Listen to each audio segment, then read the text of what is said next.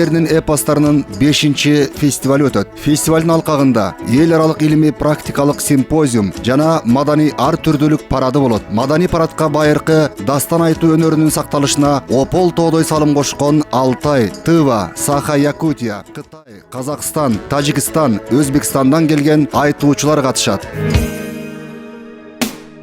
Тарихы бар нечин,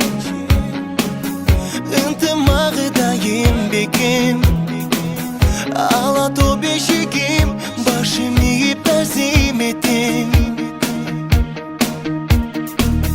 Керемет аймагы